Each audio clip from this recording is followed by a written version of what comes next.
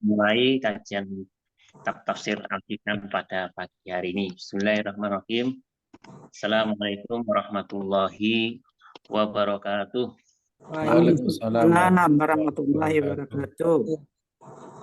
Alhamdulillahilladzi khalaqal mawjudati min dzulmatil adami binuril ijad wa ja'alaha dalilan ala wahdaniyatillazi al-basair ila yaumil mi'ad wa syara'a syar'an ikhtarohi binafsih wa anzil bihi kitabih. Allahumma sholli ala sayyidina Muhammad wa ala ali sayyidina Muhammad. Amma ba'du. Subhanakallahumma rabbana la ilma lana illa ma 'allamtana innaka antal alimul hakim. Bapak Ibu jamaah kajian kitab tafsir Al-Hikam pada pagi hari ini, selalu kita bersyukur kehadirat Allah Subhanahu wa taala, karena Allah lah kita pagi hari ini bisa kembali beristiqomah mengikuti kajian kitab tafsir Al-Hikam. Salawat salam kita aturkan kepada junjungan Nabi besar Muhammad sallallahu alaihi wasallam. Allahumma sholli alaihi. Pagi hari ini kembali kita akan melanjutkan kajian pada Rabu yang lalu, pada kajian yang ke-33 Ustaz ya, hari ini kalau saya 33. Monggo Ustaz diawali dengan doa pembuka dan monggo waktu dan biasa Bapak Ibu untuk nanti bisa langsung menyampaikan pertanyaan langsung atau menulis di chat yang sama ini saat mungkin nanti harokat dari sholawat itu ada beberapa yang jabri dan minta dibacakan Ustaz supaya bisa segera diamalkan. Monggo Ustaz. Bismillahirrahmanirrahim.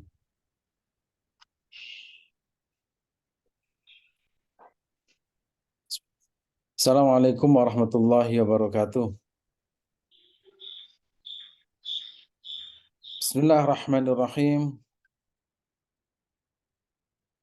Alhamdulillah rabbil alamin wassalatu wassalamu ala sayyidil anbiya wal mursalin sayyidina wa habibina Muhammadin wa ala alihi wa sahbihi wa man tabi'ahu bi ihsani ila yaumiddin. Rabbi israh li sadri wa yassir li amri wahlul 'uqdatam min lisani yafqahu qawli. Raditu billahi rabba wa bil islami dina wa bi Muhammadin nabiyya wa rasula. Rabbi zidni ilma warzuqni fahma walhiqni bis salihin. Allahumma alimna bima 'allamtana innaka antal alimul hakim. Alhamdulillah, bersyukur kita semua kepada Allah Subhanahu wa taala atas segala nikmat dan karunia-Nya. Pagi hari ini kita bisa bermuajahah, bertatap muka melalui Zoom ini dalam keadaan sehat walafiat. Mudah-mudahan Allah senantiasa mencurahkan rahmat-Nya kepada kita semua, sehingga kita senantiasa dalam lindungan Allah Subhanahu wa taala, dan insya Allah sehat jasmani dan rohani kita, dan mudah-mudahan kita juga diberikan kesempatan untuk menunaikan ibadah haji atau umrah berziarah kepada baginda Rasulullah sallallahu alaihi wasallam. Amin ya rabbal alamin. Salawat beserta salam tetap tercurah untuk junjungan kita Nabi Muhammad sallallahu alaihi wasallam, panutan dan junjungan kita. Mudah-mudahan kita semua dimanapun berada mendapat syafaat Nabi Muhammad sallallahu alaihi wasallam. Begitu juga keluarga kita, kerabat kita, orang-orang yang kita cintai. Amin ya rabbal alamin. Bapak Ibu yang dirahmati Allah Subhanahu wa taala, hari ini kita memasuki pertemuan yang ke-33, di mana kita akan membahas bahwa manusia itu kadang tidak bisa melihat sesuatu yang nampak bukan karena tidak punya mata, tetapi matanya tertutup. Kadang manusia itu sudah melihat sesuatu yang nyata di depan mata, tapi dia itu masih bingung dan tidak bisa melihatnya, padahal jelas-jelas barang itu ada di depannya. Bukan karena barangnya tidak nampak, tetapi dia tidak bisa melihatnya karena tertutup. Hari ini kita akan membahas apa sih yang menjadikan tutup hati kita sehingga tidak bisa melihat. Untuk itu sebelum kita mulai, mari kita bersama-sama membaca surat Al-Fatihah yang diperuntukkan untuk orang tua kita yang telah mendahului kita dalam keadaan iman dan Islam, juga guru-guru kita, mudah-mudahan mereka senantiasa mendapatkan curahan rahmat dari Allah Subhanahu wa taala. Ala hadiniyah biniyatin salihah wa ila hadratin Nabi Mustafa Muhammadin sallallahu alaihi wasallam wa ala alihi wa ashabihi wa azwajihi wa dhurriyyatihi wa ikhwanihi minal anbiya wa mursalin bi anna Allah yu'li darajat fil jannah wa yanfa'una bi asrarihim wa anwarihim fid din wad dunya wal akhirah wa yaj'al min hizbihim wa yarzuquna mahabbatahum ويتوفون على ملتهم ويحصون بزمرتهم في خالد ونرسل الفاتحة. أعوذ بالله من الشيطان الرجيم. بسم الله الرحمن الرحيم. الحمد لله رب العالمين الرحمن الرحيم مالك يوم الدين إياك نعبد وإياك نستعين اهدنا الصراط المستقيم صراط الذين أنعمت عليهم غير المغضوب عليهم ولا الضالين ربي اغفر لي ولوالدي وللمؤمنين آمين. Al-Fatihah untuk anak-anak kita dimanapun berada, mudah-mudahan senantiasa dalam lindungan Allah Subhanahu Wa Taala, dijauhkan dari mara bahaya, dijauhkan dari maksiat. Mudah-mudahan selamat dunia dan akhirat. Allah berikan kemudahan di dalam mendapatkan ilmu. Allah berikan kecerdasan lahir dan batin, kecerdasan intelektual dan spiritualnya, mendapatkan ilmu manfaat berkah untuk dirinya, keluarganya, dan juga untuk bangsanya. Al-Fatihah. أعوذ بالله من الشيطان الرجيم. بسم الله الرحمن الرحيم. الحمد لله رب العالمين الرحمن الرحيم مالك يوم الدين إياك نعبد وإياك نستعين اهدنا الصراط المستقيم صراط الذين أنعمت عليهم غير المغضوب عليهم ولا الضالين رب اغفر لي ولوالدي وللمؤمنين آمين. Kemudian untuk saudara-saudara kita yang menghadapi berbagai kesulitan, mudah-mudahan barokah dari pengajian pagi ini, barokah surat Al-Fatihah, barokah sholat malam, tahajud hari Jumat, barokah sholawat kepada Nabi Muhammad SAW. Allah berikan jalan keluar, yang sakit Allah berikan kesembuhan. Kemudian yang menghadapi kesulitan-kesulitan ekonomi, Allah berikan kemudahan rezeki, keberkahan rezekinya. Amin ya rabbal alamin. Dan insya Allah kita senantiasa dalam lindungan Allah Subhanahu wa taala. Al-Fatihah. A'udzu billahi minasy syaithanir rajim. Bismillahirrahmanirrahim. Alhamdulillahi rabbil alamin. الرحمن الرحيم مالك يوم الدين إياك نعبد وإياك نستعين اهدنا الصراط المستقيم صراط الذين أنعمت عليهم غير المغضوب عليهم ولا الضالين Rabbi ufirli waliwalidayya walil mu'minina amin. Bismillahirrahmanirrahim. Allahumma salli wa sallim ala Sayyidina Muhammadin al-Fatih lima ughliq wal khatim lima sabaq. Nasir al-haq bil-haq wal-hadi ila siratikal mustaqim wa ala alihi wa sahbihi haqqa qadrihi wa miqdaril azim. Allahumma salli ala Sayyidina Muhammadin Allahumma salli ala Sayyidina Muhammadin salatan tankashifu biha ma ghaba anni warzuqni biha aliman ladunni wal mashrabal hani'a wa habiya ghani wa ala alihi wa sahbihi wa sallim. Allahumma salli ala Sayyidina Muhammadin nabil ummi al-mab'uth rahmatan lil alamin salatan tufarriju biha ma nahnu min umuri dinina wa dunyana wa ukhrana wa ala alihi wa sahbihi wa sallim.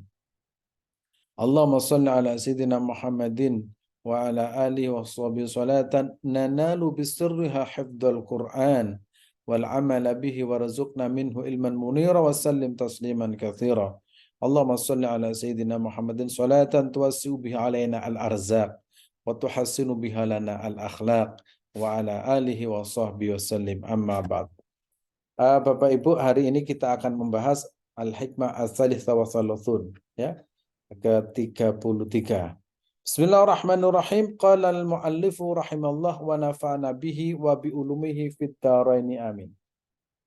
Al-haqqu laisa bimahjubin wa innamal mahjubu anta 'anil nadri ilaihi. Al-haqqu, yaitu al-haq disebut dengan hak itu yang maha benar, yaitu Allah Subhanahu wa ta'ala. Laisa bimahjubin, Allah Subhanahu wa ta'ala yang maha benar tidaklah tertutup, ya, bukan hal yang bisa ditutupi, ya, karena memang jelas oleh apapun. Wa innamal mahjubu anta anin nadri ilaihi. Adapun yang menjadi penutup kita adalah ya diri kita sendiri, yang menjadi penutup diri kita sendiri sehingga tidak bisa melihat Allah Subhanahu wa ta'ala, atau melihat, berpikir, merasakan. Itu yang dimaksud, ya. Al-haqqu laisa bimahjubin wa innamal mahjubu anta anin nadri ilaihi. Kemudian id law hajabahu syai'un lasatarahu ma hajabahu walau kana lahu satirun lakana liwujudihi hasirun wa kullu hasirin li syai'in fa huwa lahu qahirun wa huwal qahiru fawqa ibadihi.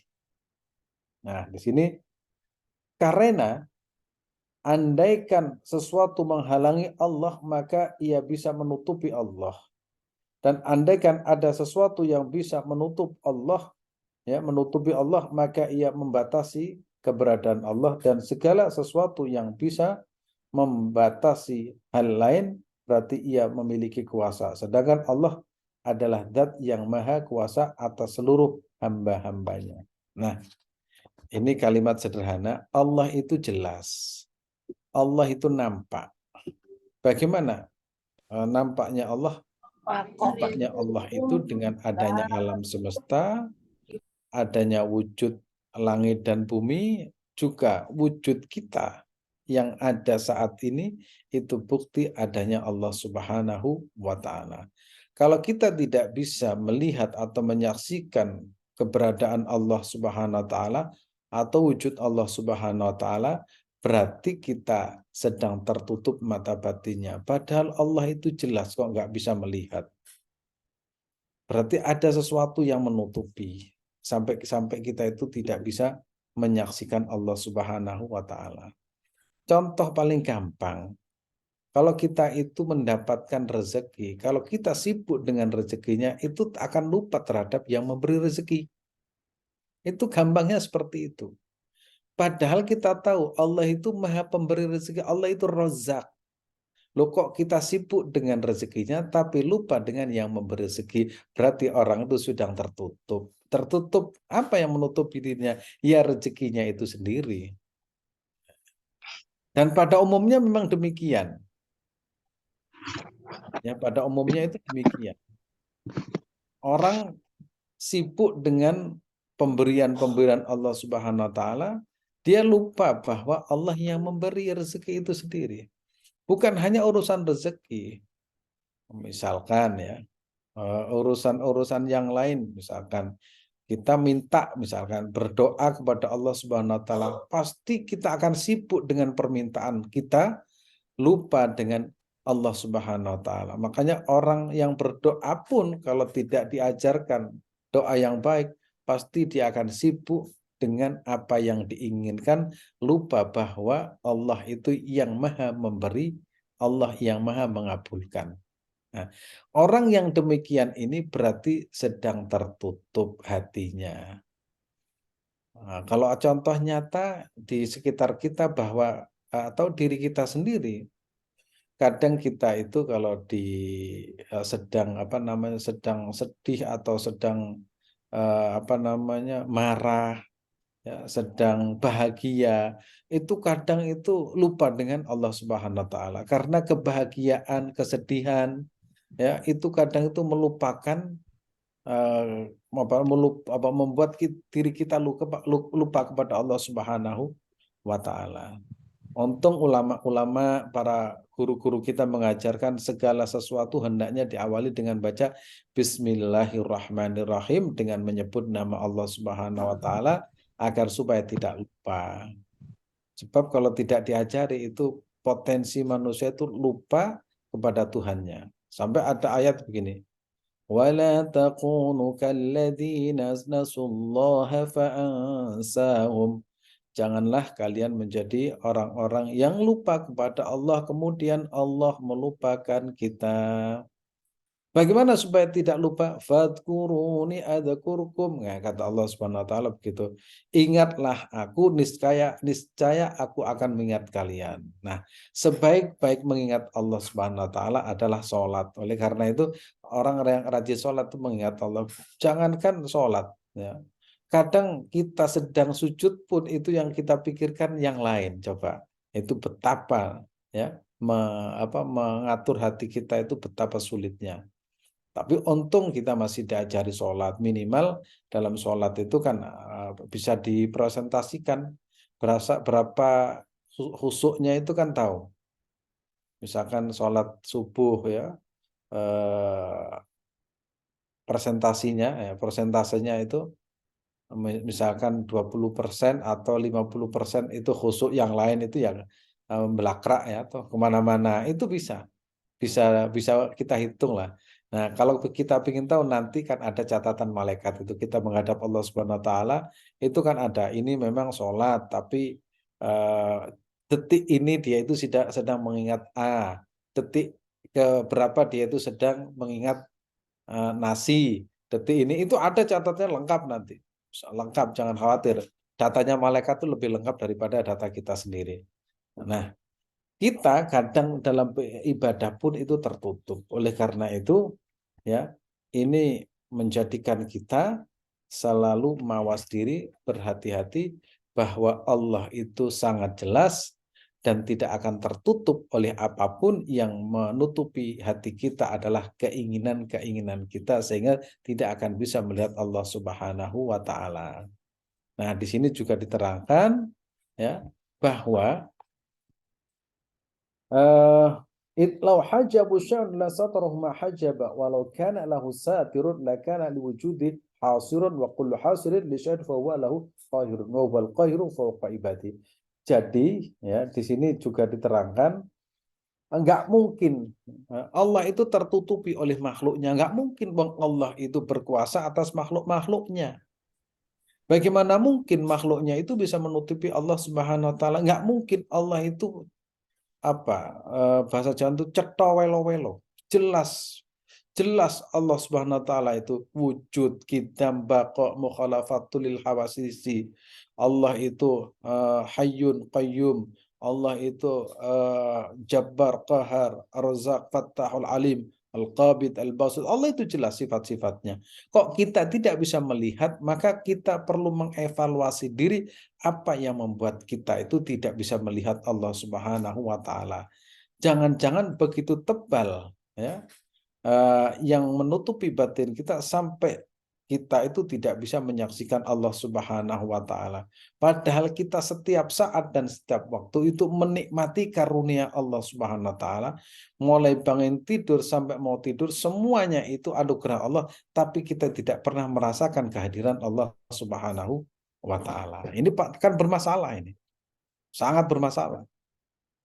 Jadi Allah yang pencipta langit dan bumi, ya, pencipta langit dan bumi dan isinya itu tertutup, ya, tertutup nggak bisa dilihat oleh manusia. Padahal sudah jelas. Ya, mudah-mudahan kita senantiasa bisa menghadirkan Allah Subhanahu Wa Taala dalam kondisi apapun, ya, dalam kondisi nikmat kita bersyukur, dalam kondisi dapat ujian kita itu bersabar, dalam keadaan misalkan ibadah kita itu merasakan bahwa ini anugerah Allah Subhanahu wa taala. Bahkan dalam maksiat pun kita tetap ingat Allah, akhirnya bertobat kepada Allah Subhanahu wa taala. Terus kita lanjutkan. Makna tertutup, apa sih makna tertutup itu mahjub, ya. Tertutup artinya sebuah sifat tercela yang membuat mata batin seorang hamba tertutup sehingga tidak bisa melihat Allah yang benar-benar jelas. Maka disebut dengan al-haqqu laisa bimahjubin wa innamal mahjub wa anta anin nadri ilaihi ay ilallahi subhanahu wa ta'ala. Mahjub artinya sesuatu yang menutup, yang tertutup, yang bertempat, sedangkan Allah Subhanahu wa taala itu tidaklah bertempat, maka ia juga berarti Allah tidaklah mahjub. Jadi Allah itu tidak ada, misalkan di mana Allah Subhanahu wa taala laisa kamitslihi syai'un. Allah itu berbeda dengan sesuatu. Allah itu walam yakul lahu kufuwan ahad. Allah itu tidak menyerupai dengan seorang pun, ya. Itu berbeda dengan makhluknya, atau dalam apa namanya ilmu akidah disebut dengan mukhalafatul lil hawadisi. Allah itu berbeda dengan makhluknya. Sehingga kalau kita menggambarkan Allah bagaimana seperti apa, maka kita harus ingat subhanallahi amma yasifun. Maha suci Allah amma dari perkara yasifun yang disifati oleh manusia. Terus kita lanjutkan. Dalam kondisi ibadah pun manusia itu berpaling dari Allah. Dan ini fakta dan nyata, mungkin kita pernah merasakan itu. Ketika dalam kondisi sholat pun kadang semua pikiran dan batinnya itu berselancar pada keinginan-keinginan dunia. Sehingga Allah tidak terlihat, bahkan tidak merasakan jika dirinya sedang diperhatikan oleh Allah Subhanahu wa taala. Nah, ini, ya. Jadi kadang kita sholat itu justru tidak merasa bahwa Allah itu hadir. Makanya kadang kalau kita sholat lama itu malah bahaya, ya. Untuk kita kalau sholat lama itu tambah bahaya. Jadi sholat kita harus standar ya, umum. Sebab kalau semakin lama itu berselancarnya semakin asik itu kemana-mana itu. Allahu Akbar. Itu kadang itu asiknya itu bukan karena khusyuk, karena memikirkan yang lain itu begitu asik dalam sholat. Ya, dalam sholat itu kadang semakin lama itu semakin bahaya untuk orang awam, ya, orang awam lah, ya. Tapi kalau orang yang sudah mengerti makna atau hakikat sholat itu, lama itu enak dan nyaman, lezat, manis, legit lah kalau sekarang itu. Makanya para ulama terdahulu itu sholatnya itu lama dan banyak rakaatnya karena merasakan nyaman. Nah kalau kita lama itu bermasalah. Makanya banyak orang kalau sholat di Masjidil Haram itu sujud itu nggak apa namanya nggak selesai-selesai ternyata tertidur. Nah, apalagi sholat Qiyamul Lail itu, ya, Qiyamul Lail itu di Masjidil Haram itu kan dimulai jam setengah 12 atau setengah 1. Oh itu kan sujudnya lama, itu saya hitung itu satu sholat kira-kira 10 apa 12 menit. Oh, itu ternyata banyak yang sujud itu nggak balik lagi. Wah, karena orang awam, ya. Ternyata capek kemudian tidur ya itu asik, ya, asik tidur. Itu kalau orang orang awam kalau kelamaan itu ya asik. Asiknya apa? Ya asik tidur atau asik mikir yang lain. Ya. Jadi kita punya standarisasi sholat yang penting tumak ninah ya. Insya Allah apa namanya sholatnya itu menyenangkan. Seperti orang berada di depan Baitullah, contoh. Justru tidak bisa berinteraksi dengan Allah Subhanahu wa taala melalui Baitullah itu karena sinyalnya lemah. Nah, kita berada di Baitullah itu merasa garing ya, kering kerontang, tidak merasa apa pokoknya namanya garing gitu. Seolah-olah sinyal itu hilang. Nah, apa ada? Oh banyak, banyak sekali. Begitu sampai di Mekah Al-Mukarramah itu nggak ada rasanya sama sekali. Bahkan lebih asik untuk apa namanya menikmati yang sifatnya keduniawian. Ketika di Madinah pun seperti itu. Begitu ziarah kepada Rasulullah itu nggak ada rasanya sama sekali. Wah, ini kan perlu dievaluasi. Saya sendiri kadang di Madinah itu, wah bagaimana cara menghadirkan apa diri kita seolah-olah sedang interaksi dengan Nabi, baca sholawat kepada Nabi Muhammad SAW. Oh itu banyak loh, banyak banget itu orang yang di Mekah itu kadang tidak bisa melihat Ka'bah. Yaitu ada rasa garing ya, rasa bahasanya itu ampang. Kalau ibarat masakan itu nggak ada nggak ada rasanya apa hambar. Jadi melihat Ka'bah itu, wah ternyata cuma batu. Ngapain repot-repot cuma batu? Di makam Rasulullah ya, nggak mau berebut. Alasannya apa? Wah ini menyakiti. Jadi nggak ada rasanya sekali. Tapi kalau sudah dia itu sinyalnya bagus, begitu sampai di pelataran Masjidil Haram itu bergetar hatinya. Oh berarti itu hidup hatinya. Nah, nah, yang seperti ini harus kita bangun, harus kita latih. Nah, bahkan kadang kalau kita dalam kondisi sholat pun itu nggak ada rasanya. Insya Allah setelah ngaji nanti ada rasanya. Nggak tahu rasanya apa. Rasanya kelamaan atau nggak tahu. Ya tergantung. Tapi Rasulullah mengajarkan kalau sholat tahajud itu dianjurkan untuk sungguh-sungguh agar bisa merasakan kelezatan. Insya Allah lama-kelamaan itu bisa. Tapi kalau hanya satu kali ya nggak bisa. 2 kali, 3 kali, sebulan, 2 bulan malah masih belum bisa. Kalau sudah setahun, 2 tahun, kalau sudah puluhan tahun itu nanti baru akan dirasakan kelezatannya. Ini ya. Begitu juga ketika di hadapan Rasulullah SAW di Ar-Raudhah Syarifah justru tidak bisa berinteraksi langsung dengan baginda Rasulullah SAW. Makanya santai-santai orang di Madinah itu kadang bercanda nggak ada rasanya sama sekali. Kalau Imam Malik itu kalau begitu masuk Masjidil Nabawi, beliau itu ini perlu ditiru ya, Imam Malik itu memakai baju paling bagus, pakai pewangian, pakai imamah. Kemudian begitu masuk pelan-pelan dengan tidak meninggikan suara, kaki kanan masuk masjid dahulu, kemudian mengucapkan Assalamualaikum ya Rasulullah. Oh itu asik gitu. Bahkan beliau itu kalau membaca sebuah hadis duduk di bawah, kemudian beliau beralasan ka'annani atahaddatsu Rasulillah. Seolah-olah saya sedang berbincang dengan Nabi Muhammad SAW. Di Mekah, di Madinah itu hendaknya banyak berzikir dalam keadaan memiliki wudhu. Insya Allah akan ada rasanya. Nah itu ya dalam rangka membangun rasa di hadapan di tanah suci Mekah dan Madinah. Jangan sampai kebalik. Di Indonesia rindu banget begitu sana. Wah ternyata cuma begini. Wah sudah bayarnya mahal-mahal. Yang dilihat cuma batu, batu lagi. Antri lagi. Nanti gimana kalau kena injek? Ya sudah. Saya nggak mau tawaf kenapa? Nanti kalau keinjek malah bahaya. Wah itu cuma alasan saja.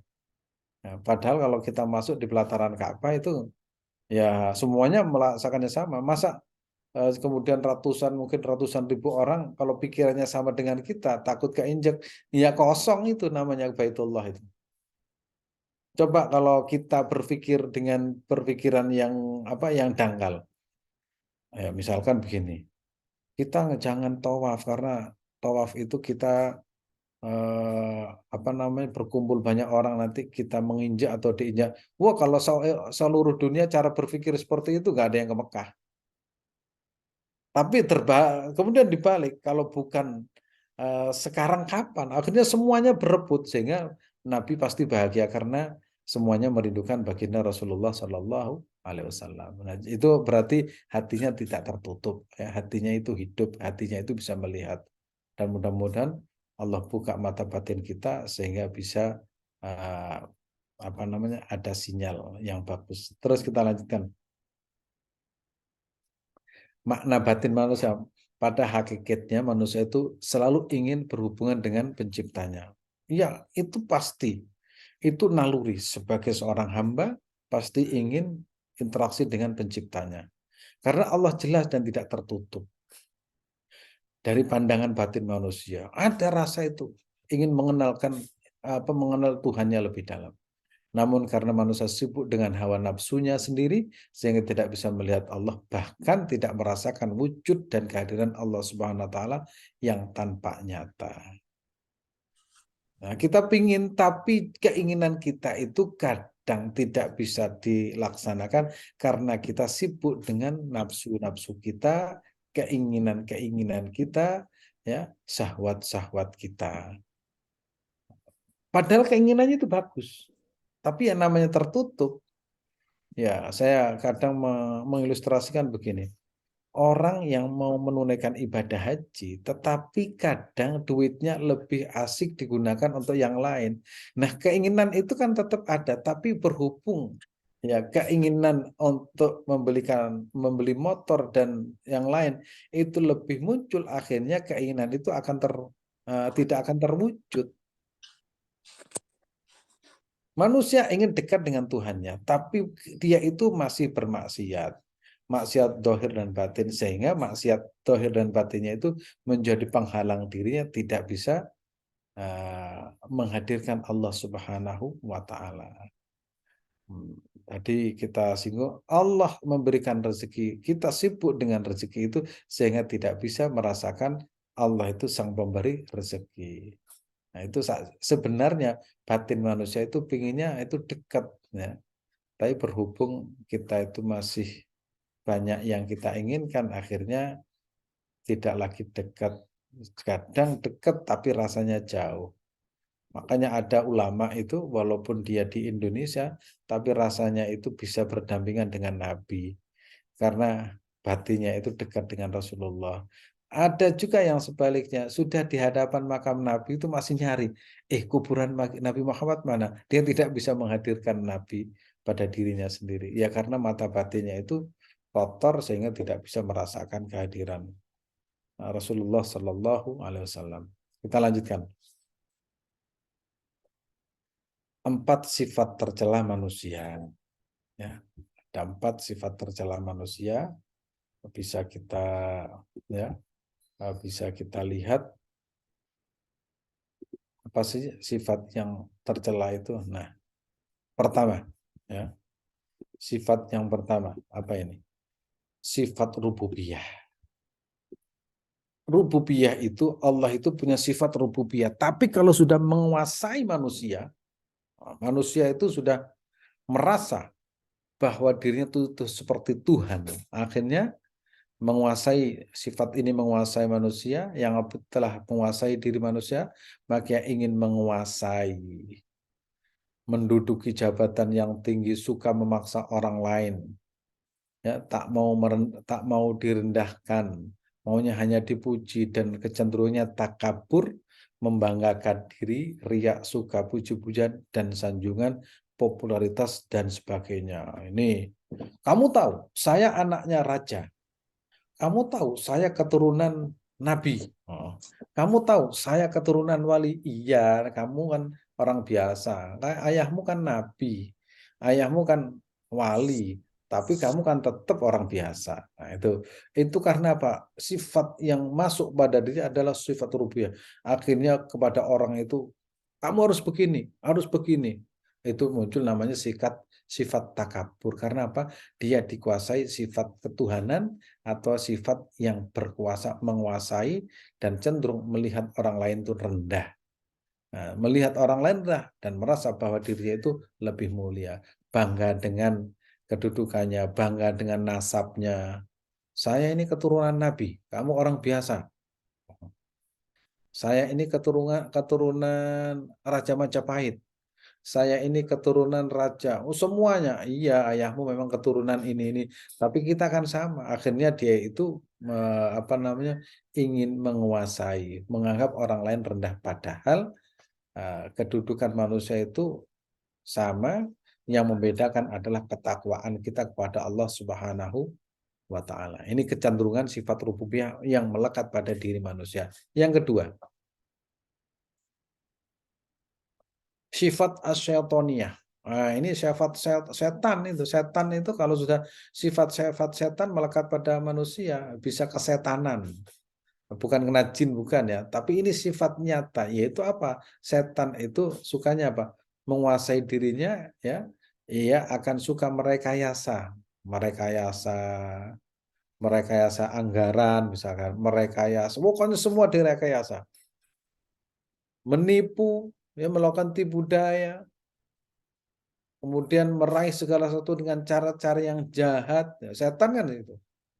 Muncul iri, dengki, hasut, wah sewenang-wenang, menipu, berdusta, apapun dilakukan untuk mendapatkan kekuasaan, apapun dilakukan untuk mendapatkan apa yang diinginkan. Itu berarti setan. Ya, sifat setan itu kan seperti itu. Adu domba, al-adawatu wal-baghdha, menebarkan rasa benci, menebarkan rasa saling bermusuhan. Wah, itu sifat setannya. Nah, padahal Islam itu mengajarkan apa? Sifat pemaaf, apa? Tidak boleh pendendam. Melihat orang itu kita lihat sisi positifnya. Wah, itu sifat-sifat manusia yang sejatinya seperti itu. Kalau ini syaitoniyah. Terus yang ketiga itu al-bahimiyah. Bahim itu namanya hewan. Sifat bahimi yaitu sifat manusia berupa binatang yang apabila menguasai diri manusia, dia akan rakus. Nah, manusia itu kalau sudah kemasukan sifat bahaim, hewan, itu rakus. Coba lihat monyet. Monyet itu kalau dikasih pisang satu, dimakan. Ya, kemudian tangannya, 4 kakinya, oh itu sampai semuanya itu sampai nggak cukup. Itu namanya rakus. Ya, rakus. Apa saja dimakan. Manusia kalau sudah seperti ini, oh itu bahaya. Minumannya itu bukan minuman Coca-Cola, tapi minumannya adalah bensin. Nah, pom bensinnya itu di mana-mana. Ya. Kemudian yang dimakan itu bukan nasi, tapi hutan. Hutan digunduli dimakan. Karena tidak ada puasnya. Itu berarti sifat bawaim menguasai pada dirinya. Makanannya itu aspal, makanya bukan rumputan, makanya itu adalah kayu jati yang di hutan habis, ya. Illegal logging, ya. Itu makanan apa? Makanan manusia yang rakus. Ya, itu makanya manusia itu kalau sudah rakus itu melebihi hewan. Ya padahal yang dimakan itu ya namanya manusia itu makan itu apalagi kalau sudah usia 60 itu makan satu piring itu nggak habis. Tapi sifat bahaimnya itu muncul sehingga apapun ingin dikuasai, dimakan. Itu rakus ya. Mudah-mudahan Allah menjaga kita semua. Tamak sudah punya banyak hal, banyak. Kalau misalkan saya pegawai negeri, saya sudah punya mobil misalkan, saya sudah punya motor, saya punya, itu tunjangannya mana? Jadi namanya tunjangan itu nggak ada puasnya, itu tamak itu namanya. Orang tamak itu nggak ada puasnya kecuali sudah dikubur. Ya. Orang tamak itu akan menjadi budak dari keinginan sendiri. Jadi keinginannya itu kadang melampaui umurnya. Keinginannya itu melampaui kekuatannya. Itu namanya tamak. Orang kalau tamak ya seperti itu, dan sudah diberi itu nggak pernah ada puasnya. Nah, itu berarti sifat bahaimiyah. Kemudian suka mencuri, ya, mencuri. Kalau sedikit mencuri, kalau memaksa itu mencopet, menjamret. Kalau buahnya itu namanya korupsi. Ya, berlebihan, egois, kadang itu melakukan perbuatan zina karena baginya itu tidak berdosa. Makanya ada satu eksperimen, tapi jangan pernah mencoba ya. manusia itu kalau masuk dalam perutnya itu makanan-makanan yang haram, baik proses atau jenisnya, itu perilakunya itu akan perilaku yang tidak baik. Bagaimana caranya? Pokoknya kita itu harus berusaha, ya, rajin sedekah, rajin puasa, insya Allah Allah nanti akan membersihkan harta kita. Jangan sampai pelit atau jarang puasa. Itu cara untuk membersihkan harta kita, ya. Kemudian berperilaku homoseks dan memperturutkan syahwat halal haram sama saja tanpa ada pengendalian. Mudah-mudahan keluarga kita, anak keluarga dijaga oleh Allah Subhanahu wa taala.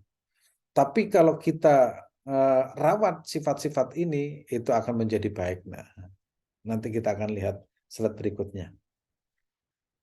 Sifat as-sabu'iyah. Sabu' itu hewan, tapi hewan buas. Seperti macan, ya, harimau.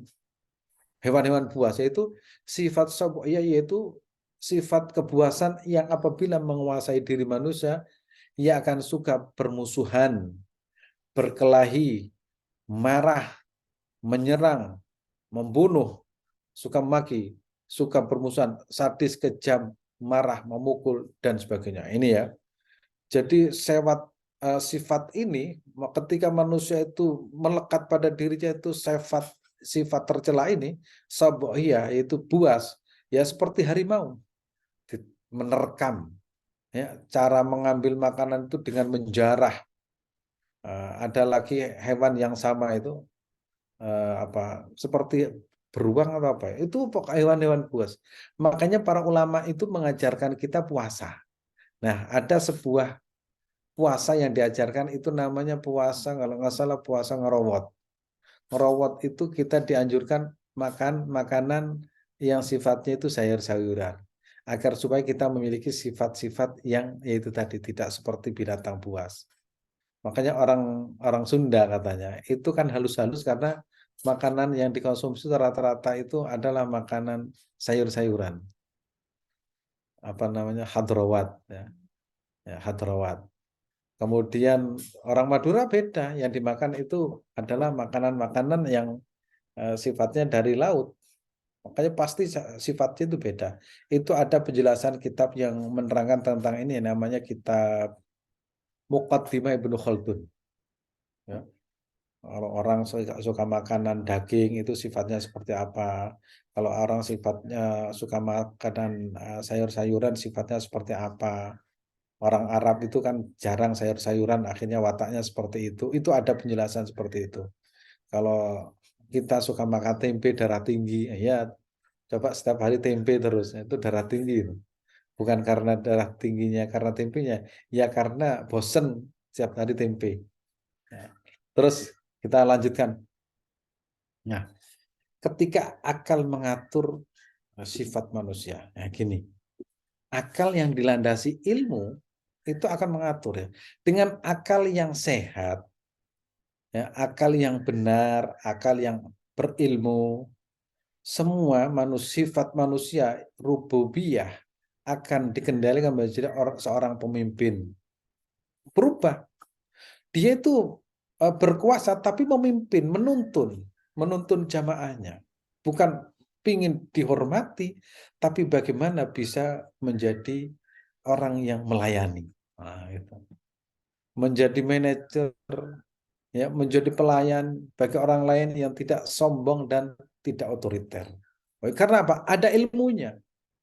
Oh, kalau otaknya itu kotor, wah itu akan melahirkan sifat yang kejam, otoriter, diktator. Tapi kalau ada ilmunya, ada yang nuntun, itu akan menjadi orang yang lembut, melayani, menuntun jamaahnya, menuntun umatnya. Seperti Rasulullah, para sahabat.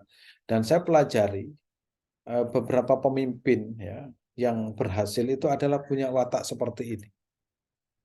Nah, kedua, akal akan mengatur sifat al-bahimiyah tadi itu. Mengatur dan mengendalikan pada hal-hal yang benar. Misalkan orang berzina. Itu karena apa? Karena dia itu menuruti hawa nafsunya seperti binatang, tapi kalau diatur dengan agama pasti dia punya jalan yang baik, yaitu dengan cara menikah yang sah.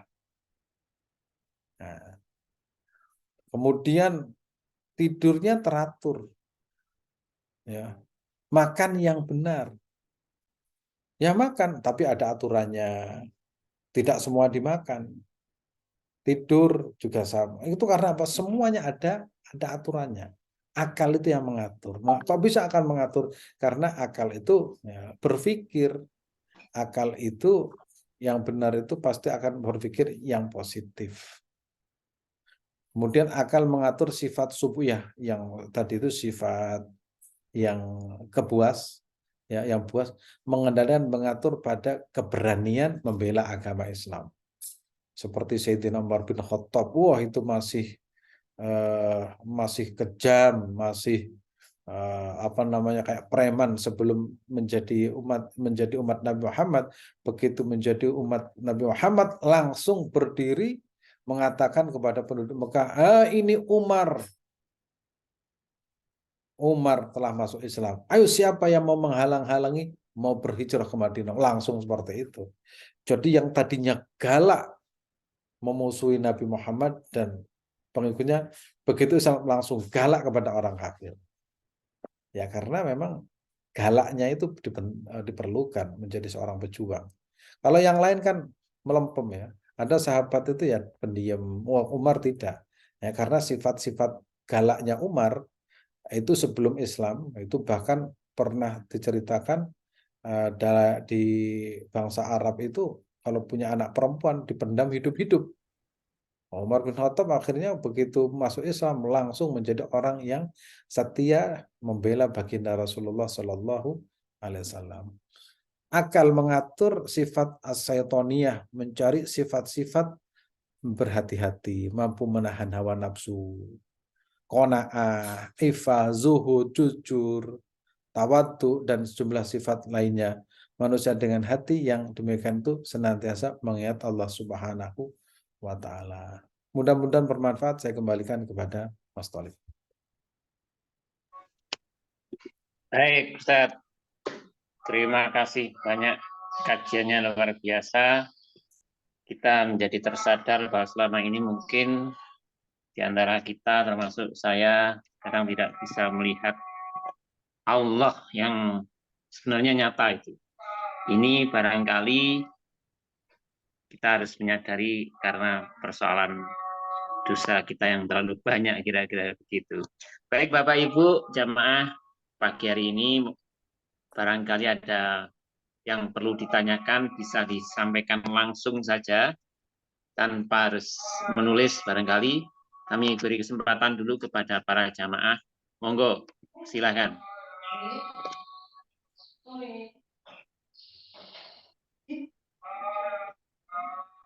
Bapak Ibu, barangkali. Izin tanya Pak Ustadz. Monggo, Ya, monggo. Langsung saja Bapak. Dari mana, siapa? Dari mana? Rusli Nasution Pak dari Depok. Monggo Pak Rusli. Langsung Pak Rusli. Izin tanya Pak Ustadz.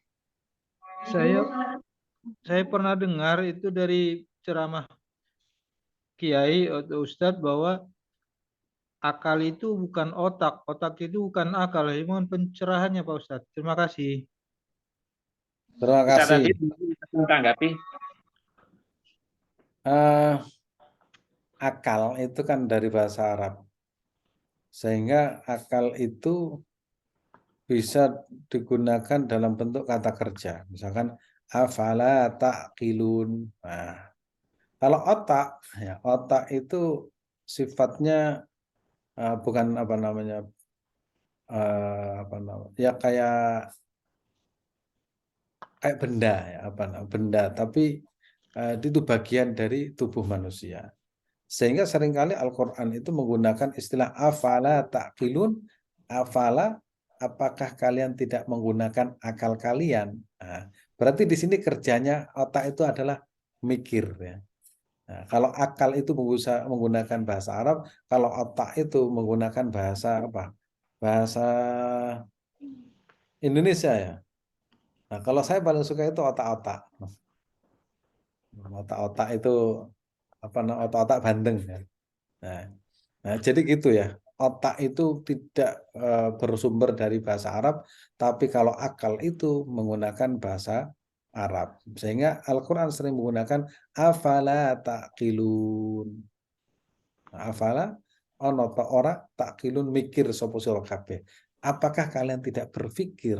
Nah, itu nanti masuk kajian kajian lain. Yang jelas Al-Quran itu sering menggunakan istilah taklun, yaitu akal, yaitu digunakan untuk berpikir. Sehingga dalam hal ini akal kita, akal kita karena bekerja, karena berpikir, sehingga akhirnya bisa membedakan. Nah, sehingga ada satu ungkapan at-tafakkur. At-tafakkur itu berpikir 1 jam tentang Allah Subhanahu wa taala, tentang ilmu-ilmu Allah Subhanahu wa taala jauh lebih baik daripada ibadah karena otaknya hidup. Akhirnya menemukan sesuatu yang tadinya tidak ditemukan, yaitu dengan cara belajar. Gitu Pak Rusli Nasution. Terima kasih Pak Ustadz. Baik, itu jawabannya dari Ustaz Hatim, Pak Rusli. Barangkali masih ada yang mau ditanyakan dari para jamaah. Nanti saya juga ada satu pertanyaan dari jamaah yang titip ke saya. Ini Ustaz, jadi bagaimana ada istilah menghadirkan Allah dalam hati. Ini sebenarnya secara teknis itu dan praktek sehari-harian itu seperti apa ya, menghadirkan Allah dalam hati. Monggo Ustaz, mungkin bisa dijelaskan. Dalam satu hadis ya, di kitab Arba'in Nawawi itu Rasulullah SAW didatangi oleh malaikat Jibril dengan menyamar menjadi manusia. Kemudian malaikat Jibril itu meletakkan lututnya ke lutut Rasulullah, kemudian meletakkan kedua tangannya di atas paha Rasulullah SAW, langsung berhadapan-hadapan. Lantas malaikat Jibril mengatakan, "Ya Muhammad, akhbirni anil Islam, akhbirni anil iman, akhbirni anil Islam, akhbirni anil ihsan." Nah, ya, dalam hal ini, wahai Muhammad, kabarkan kepadaku tentang ihsan. Ihsan itu apa? Anta budallaha ka'annaka tarahu. Tatkala engkau beribadah, seolah-olah engkau menyaksikan Allah, melihat Allah. Ya, artinya melihat itu bukan melihat dengan mata, tapi kita melihat bahwa di situ ada kuasa Allah SWT. Contoh begini, kita bisa sholat, itu kita harus tahu bahwa itu adalah hadiah dari Allah Subhanahu wa taala. Sehingga kita tidak pernah bangga dengan sholat kita karena sholat kita adalah pemberian Allah Subhanahu wa taala. Nah, kalau tidak bisa, ini cara yang kedua. Ketika kita sholat, ketika kita bersedekah, ketika kita melakukan apapun kebaikan, kita merasakan, kita hadirkan Allah melihat saya. Nah, kalau sudah seperti itu, maka kita punya sifat, ya, namanya sifat merasa selantiasa dilihat Allah. Itu dalam bahasa ini namanya muraqabah. Jadi Allah itu senantiasa melihat kita, sehingga tidak ada kesempatan bagi kita untuk ngapusi, berbohong, dendam. Karena apa? Allah melihat kita. Nah, itu namanya cara menghadirkan Allah dalam setiap saat, setiap waktu. Insya Allah kita tidak akan mencuri, ya, karena apa? Kita merasa bahwa Allah melihat kita. Nah, apalagi yang perbuatan-perbuatan maksiat yang lain. Nah, kalau sementara ini kita kan dalam kondisi ramai karena sungkan dengan teman. Tapi kalau coba sepi, sepi itu tantangan. Orang suka minum minuman keras itu kan menyepi biar tidak dilihat oleh banyak orang. Kalau kita mampu menghadirkan itu, mampu merasa bahwa Allah melihat kita, insya Allah itu sudah bagus, dan insya Allah itu aman, ya, aman dan nyaman terhadap iman kita. Sehingga kalau kita sholat misalnya Allahu Akbar, merasa bahwa kita itu dilihat Allah, sehingga akhirnya kita tidak berpikir yang lain kan.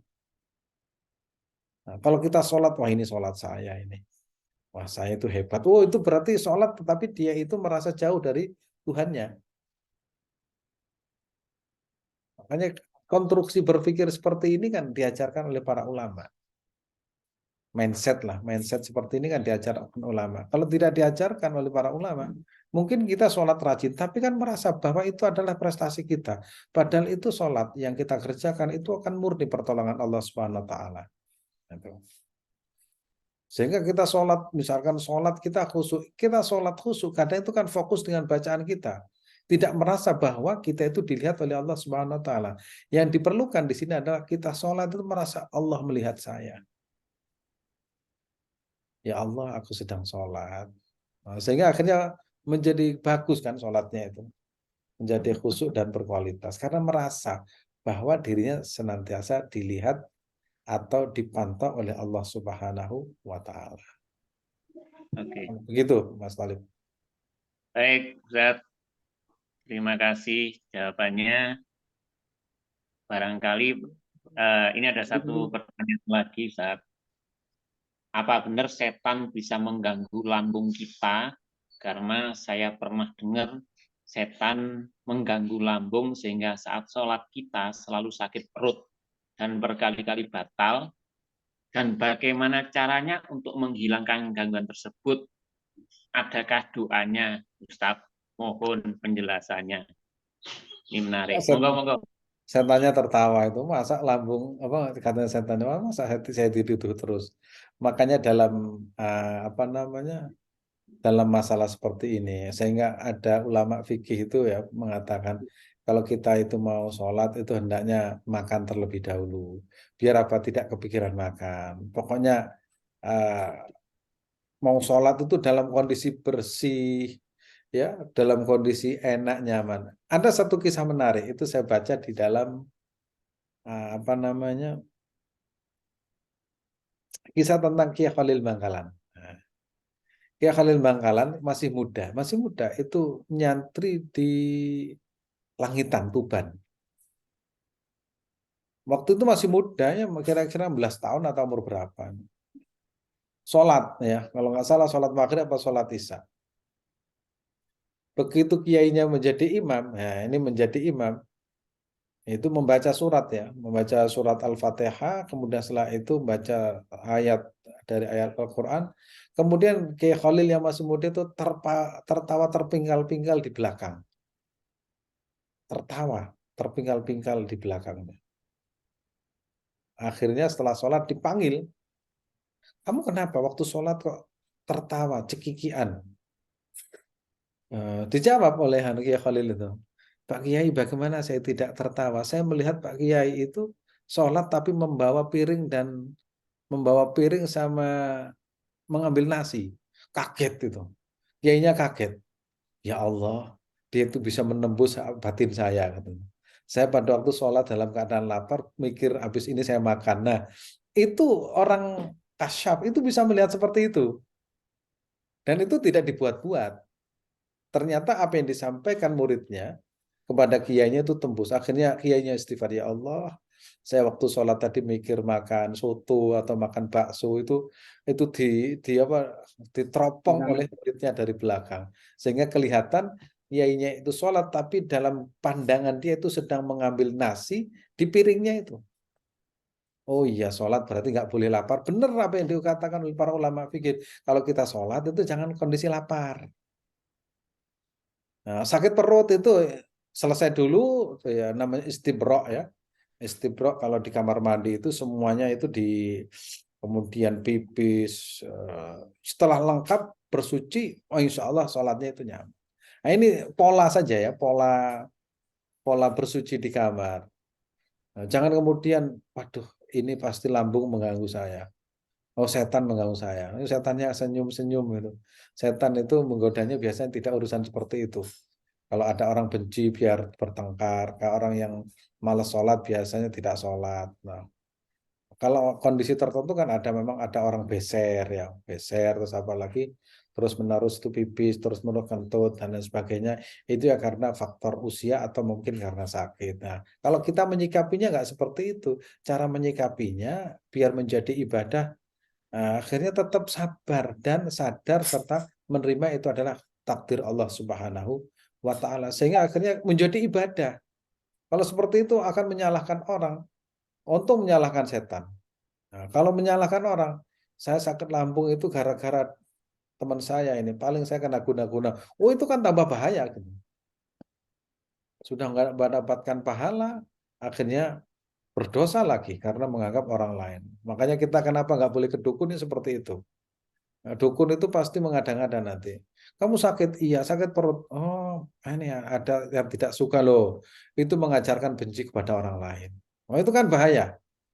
Jadi kadang mengajarkan benci kepada orang lain, padahal Islam itu mengajarkan cinta kepada sesama. Yang membenci kita pun supaya kita cintai. Loh itu kan ajaran Islam. Nah begitu. Ya, itu Mas Talib. Baik, Ustaz. Berarti kayaknya setannya ya makanan itu tadi ya kira-kira. Habis makan sambal mungkin. Kebanyakan sambal, kebanyakan. Ya, baik. Tadi pertanyaan yang menarik, memang kadang itu yang terjadi kadang, memang seringkali seperti itu.